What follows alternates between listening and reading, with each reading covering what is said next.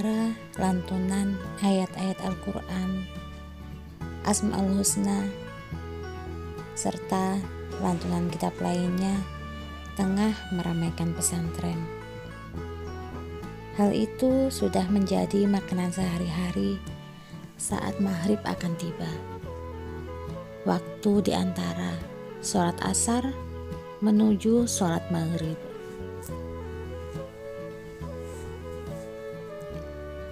Pak Kiai juga melakukan hal sama, membaca sebuah kitab kuning dengan mulut terkunci. Namun, melihat gerakan mata beliau yang bergerak dari kiri ke kanan, lalu membalik halaman demi halaman, menandakan bahwa ada ilmu yang sedang dicarinya.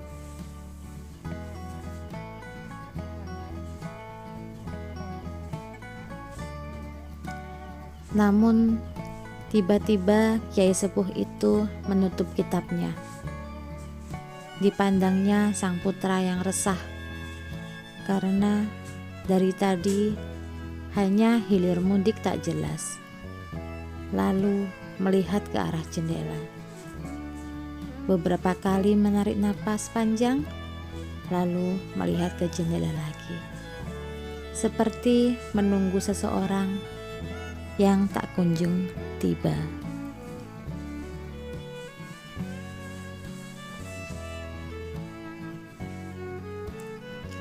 Menunggu siapa? Tanya Pak Kiai sambil memandang sang putra dengan intens. Gus Rizky mendongak, lalu tersenyum kaku. Seperti maling yang baru saja ketahuan mencuri. Padahal tak ada yang dilakukannya selain hilir mudik dan melihat ke jendela. Bukan siapa-siapa, Bah.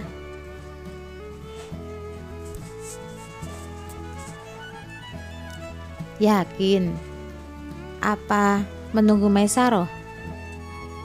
Tanya Pak Kiai sambil tersenyum menggoda. Sayangnya wajah Gus Rizky langsung muram saat mendengar hal itu, memperlihatkan rasa tidak suka dengan memejamkan mata, menyandarkan punggungnya pada sandaran kursi. Sanes, Bah.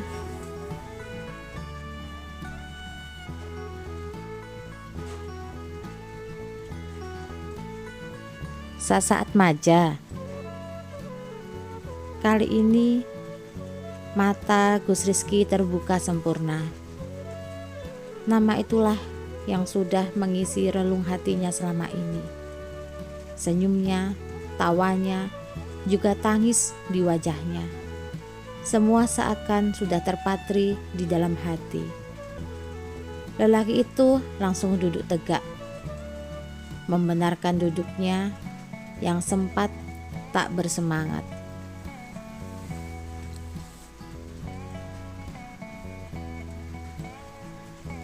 Pak Kiai tersenyum, tahu bahwa sang putra telah memilih. Pasti Gus Rizky tak ingin kalah dengan lelaki manapun. Sudah cukup sakit hatinya karena pujaan hati telah dinikahi sang paman untuk menjadi seorang bunyai. Namun sang ayah tahu sulit mengubah pendirian sang ibu jika sudah menginginkan seorang menantu. Menurut bunyai, Sasa bukan wanita yang tepat untuk mendampingi Gus Rizky mengasuh pesantren. Kamu ngomong sama Umi, ucap Pak Kiai iba. Sampun, Bah. Saya sudah berkata jika menyukai wanita lain. Namun Umi seolah memaksakan kehendaknya untuk menikahkan saya dengan Maisaroh, ucap Gus Rizky dengan sedih.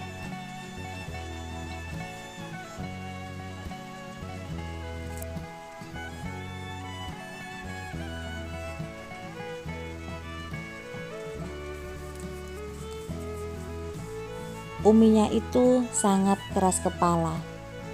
Jika sudah berkata tidak, maka tidak akan terjadi sebuah pernikahan. Apalagi di umur yang mulai menua, wanita itu punya penyakit jantung. Bisa jadi keputusan Gus Rizky kali ini membuat penyakit sang ibu kambuh.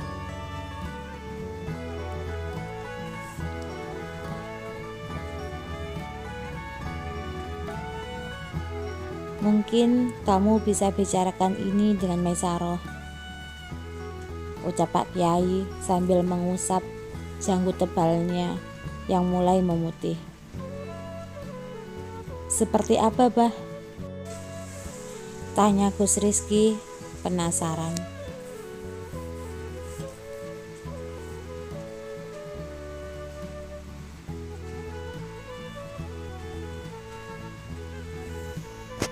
Bukankah lelaki diperbolehkan menikah hingga 4 kali? Kamu bisa mengatakan padanya jika nanti akan poligami. Jadi, Umi tetap bahagia punya menantu Maesaroh, dan kamu juga bisa bahagia dengan menikahi Sasa.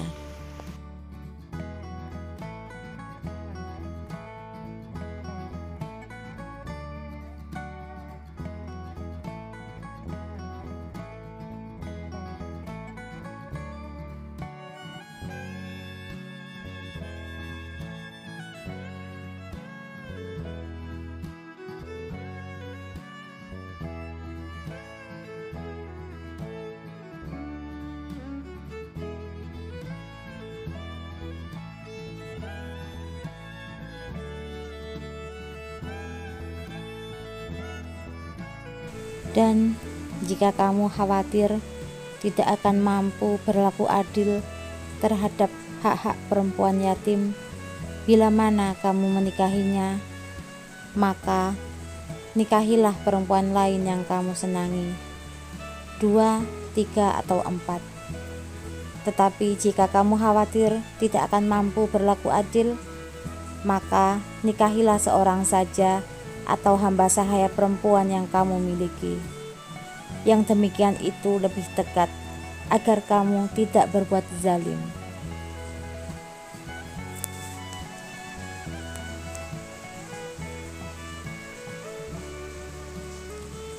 Kali ini Pak Kiai sengaja memberikan ide yang benar-benar membuat Gus Rizky bingung.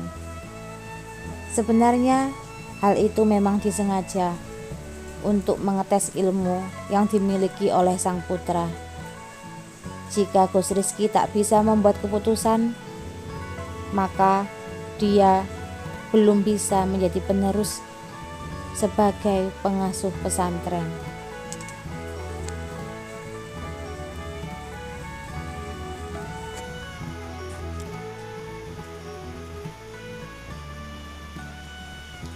Gus Rizky tertegun. Dia memang tahu tentang ayat tersebut, tapi sama sekali tak berpikir tentang hal itu. Mungkin saja Maesaroh mau, tapi bagaimana dengan Sasa? Bisakah dia adil nanti jika sampai menikah dengan 2 wanita? Sementara jelas hatinya akan lebih cenderung pada Sasa daripada Maesaroh.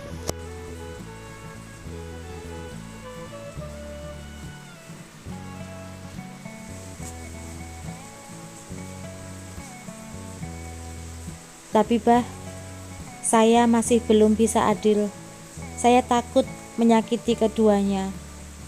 Setidaknya kali ini saya harus memilih salah satunya. Akhirnya sebuah jawaban muncul dari bibir Gus Rizky, membuat Pak Kiai tersenyum tipis. Jadi kamu akan memilih Maesaroh atau Sasa? Tanya Pak Kiai.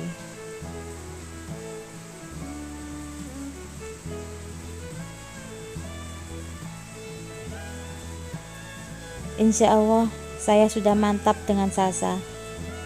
Saya akan mencoba meluluhkan hati Umi agar memberi restunya pada kami. ucap Gus Rizky sambil tersenyum.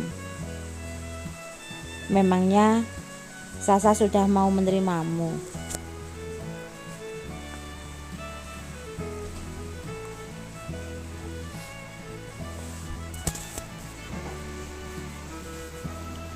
Insya Allah kami sudah berkomitmen untuk menikah jika dia sudah menyelesaikan hafalannya.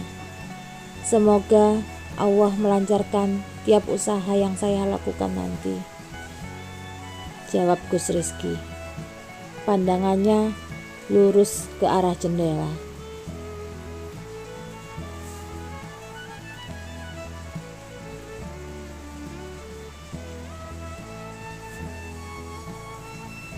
Suara yang tadi terdengar ramai mulai hilang satu persatu, digantikan oleh Asmaul Husna yang dibaca secara serentak dari arah musola.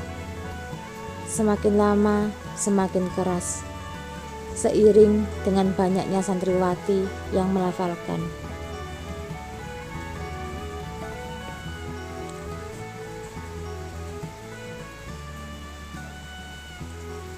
Namun di balik dinding, seorang wanita memegang nampan berisi ketela goreng dan 2 teh panas yang sudah menghangat. Wanita itu berdiri di sana sejak beberapa menit yang lalu, enggan untuk menyela pembicaraan antara ayah dan putranya. Dibiarkannya air mata menetes pelan membasahi pipi, jatuh meluncur hingga ke kerudungnya.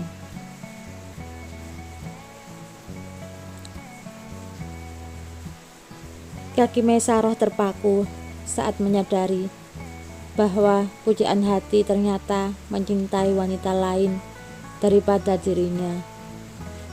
Hanya saja Bunyai terlalu memaksakan diri menjadikannya menjadi bagian dari keluarga dalam. Memang dia mencintai Gus Rizky, tapi bukankah cinta tak bisa dipaksakan? Mana mungkin dia akan menerima begitu saja pernikahan yang tak diinginkan oleh calon suami?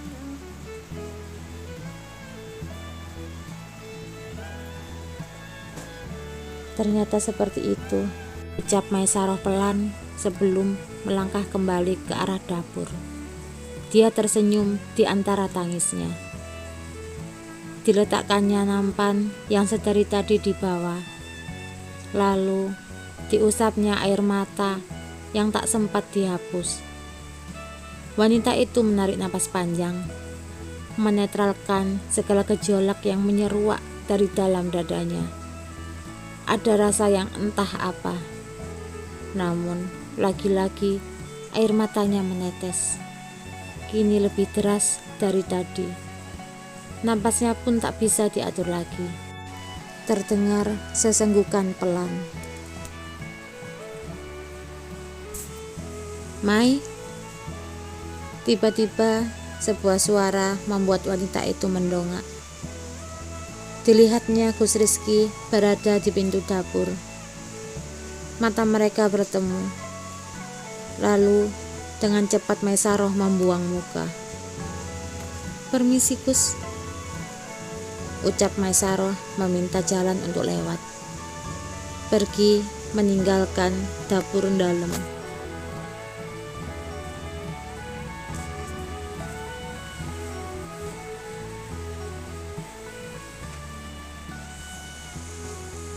Saat Gus Rizky meminggirkan tubuh, Maisaroh segera melewati tubuh jangkung itu dengan cepat, meninggalkan parfum yang masuk ke dalam penciuman Gus Rizky. Namun, lelaki itu masih berdiri di tempatnya, sampai Maisaroh benar-benar menghilang dari pandangannya.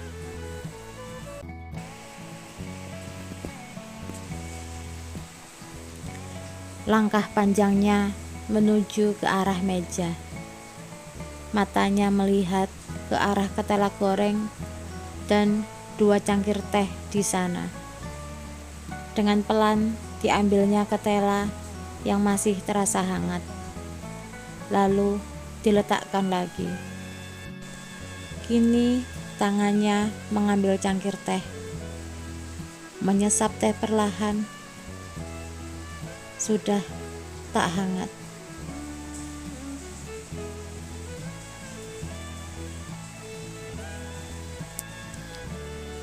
Lelaki itu mencoba menggabungkan antara makanan itu dengan air mata Maesaroh. Dia meneguk saliva dengan susah payah, merasa bersalah. Apakah dia sudah mendengar semua percakapanku dengan Abah?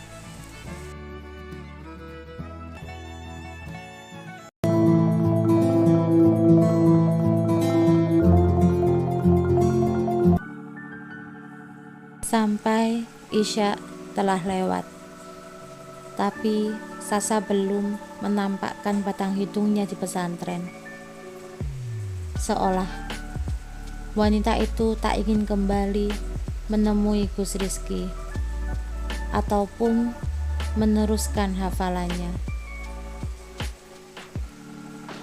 Tumben pulangnya lama, gak pingin balik ke pesantren? Tanya Widya saat melihat Sasa merebahkan diri di sofa panjang.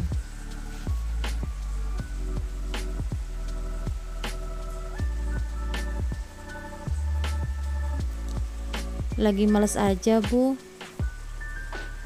Sasa membuka Al-Quran yang baru saja didapatkannya, mengusap kitab suci itu perlahan, tepat di nama yang terukir di sana. Atmaja meletakkan jari telunjuk di bibir, meminta istrinya untuk diam. Kali ini mereka sengaja membiarkan Sasa menikmati kesendiriannya. Lelaki itu langsung membawakan sebatang coklat.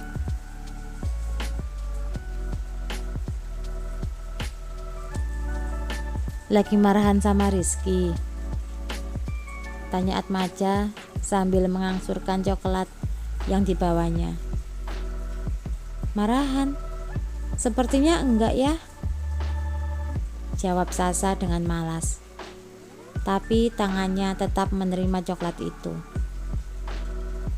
Kamu tahu enggak sih, niat itu harus selalu diperbaharui.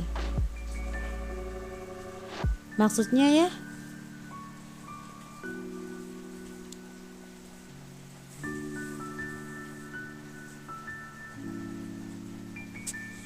Ya, seperti niatmu untuk menjadi hafizah kali ini. Itu harus diperbarui lagi. Jangan sampai niat itu memudar karena ada orang lain yang membuatmu berubah pikiran. Atmaja menerangkan sambil mengusap kerudung putrinya.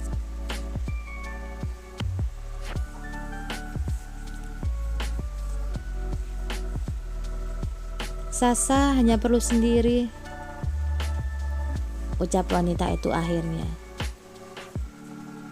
Sendiri dan lari dari masalah itu adalah dua hal yang berbeda. Sasa tahu. Wanita itu menarik napas panjang sebelum akhirnya memeluk lelaki yang selalu berusaha melindunginya itu. Jadi, kapan akan menyelesaikan masalahnya?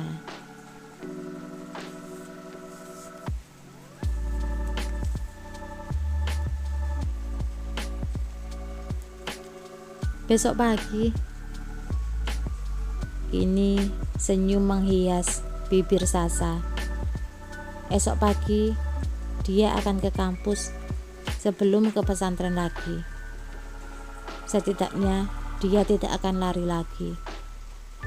Namun senyum wanita itu menghilang saat melihat ponselnya berbunyi. Dan ada sebuah pesan yang mampir di sana dari nomor yang tak dikenal. Beri aku kesempatan lagi untuk mendapatkan cintamu.